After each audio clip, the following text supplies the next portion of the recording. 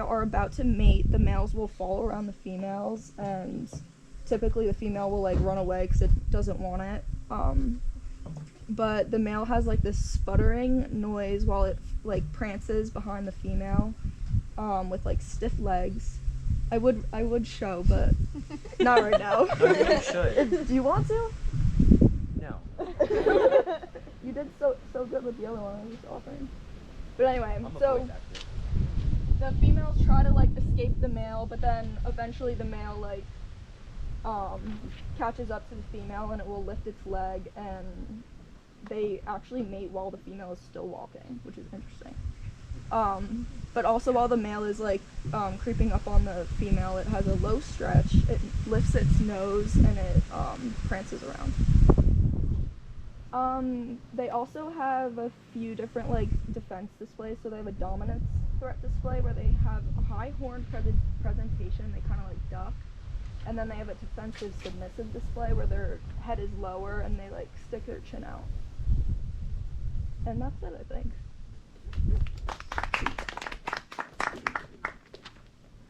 You'll find the preorbital glands, right? Preorbital, so it's like down in front of the nose, or in front of the eyes.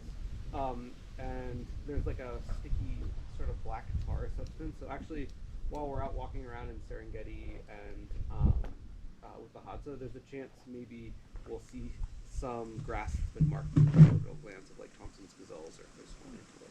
Have we seen? I don't think we've seen a Thompson gazelle yet, right? Not seen a Thompson's gazelle.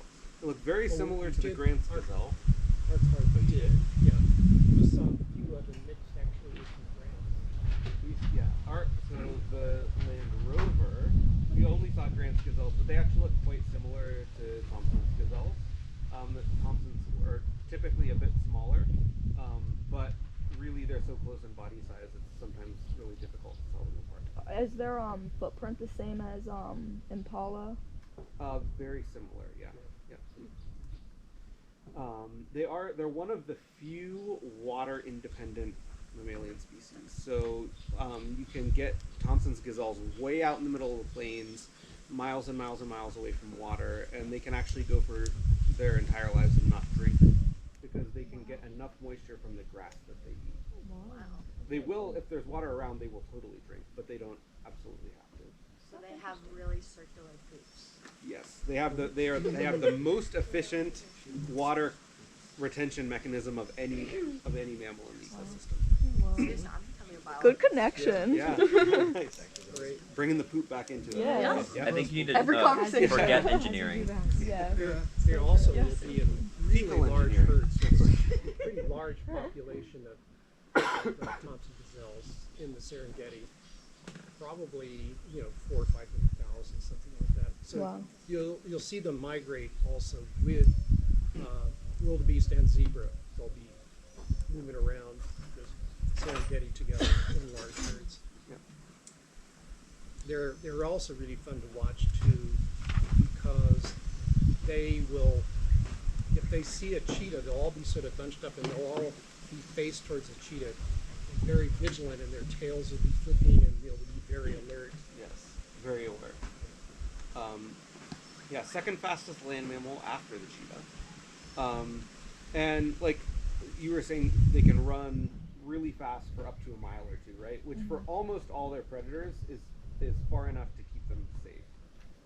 The one critter that loves to eat Thompson's gazelles that they have a really difficult time with are wild dogs. So none of you have assigned wild dogs. They're one of my favorite predators. We probably will not see them. In all the years we've been here, we've only ever seen them one time. They're incredibly endangered, but wild dogs are coursers rather than sprinters. So they don't run super fast, but they can run fast for a long, long period of time and not exhaust.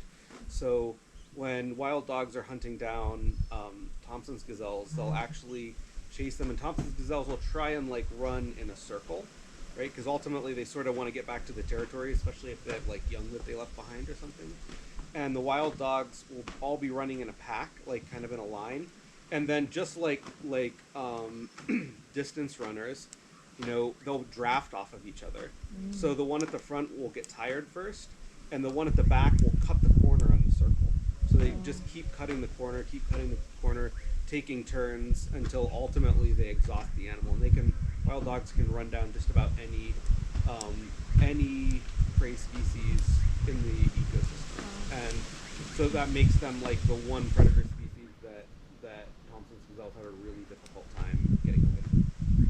Why are the wild dogs endangered if they're like so advantageous that way? Because they were considered vermin for anyone who had cows. So ranchers, Maasai, everyone hates them because they tend to like, as the way that they consume prey is as the prey is getting exhausted and they run up to it, they just like take turns taking bites out of it while it's running. And so a lot of times, like with cows, you get cows with like part of their udder ripped off, and then they get infected. And so it's like, like people who are trying to keep domestic animals, So they poison them. They're also very susceptible to disease, transmitted rabies and canine distemper. Yeah, you'll see both of that in some of the readings on EcoHealth. That the wild dogs are really they can serve also as a reservoir population to retransmit it back into domestic animals and sort of continue the transmission chain. But yeah. So they've actually tried to reintroduce them in certain ecosystems, and actually like the one pack that we saw a few years ago in the Ngorongoro Conservation Area, the alpha female actually had a tracking collar on it because they're trying to track all of the reintroduced social groups so we know where they are. Yeah. All right. Thompson's gazelle, Impala. You go next? All right. I'm gonna stand because I don't like doing this. I Okay. don't like doing this. All right. 1 second.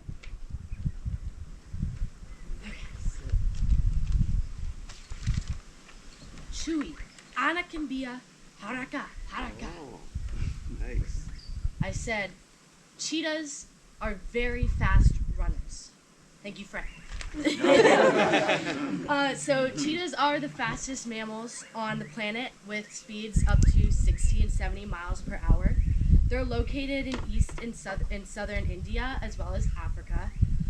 In the 1950s, however, the Indian population was determined extinct. A sparse population still exists, but it is benefiting. This is benefits from the removal of lions and hyenas in the ecosystems and an increased number of antelopes being exposed or reintroduced to ranches. Cheetahs